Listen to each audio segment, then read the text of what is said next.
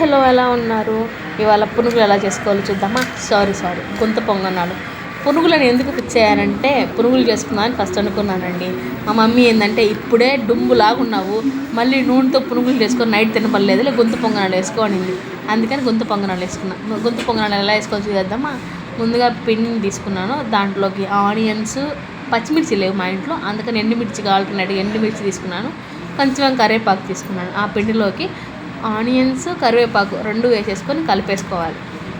నేను నా ఒక్కదానికి, అందుకని నేను అంత చిన్న కప్లోకి తీసుకున్నాను. ఏంది ఇంత కొద్ది చేస్తుందా అనుకోకండి.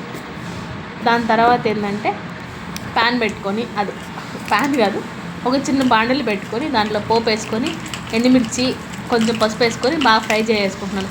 బాగా ఫ్రై చేసుకొని దాన్ని తీసుకెళ్ళి పిండిలో వేసేస్తున్నాను. పిండిలో వేసేసి బాగా కొంచెం కలుపుకునేసి గుంత పొంగనాలు కడాయి పెట్టుకుంటున్నాను. గుంత పొంగనాలు కడాయిలో కొంచెం ఆయిల్ వేసేసుకొని ఆ పిండిని కలుపుకున్న పిండిని గుంత పొంగనాలు అలాగా 1 by 1 వేసేసుకుంటున్నాను. మా అమ్మ నేను గుంత పొంగనాలు దాంట్లో నూనె పోసింది చూసి నువ్వు పునుగులు వేసుకుంటేనే బెస్ట్ అనేసి అనింది.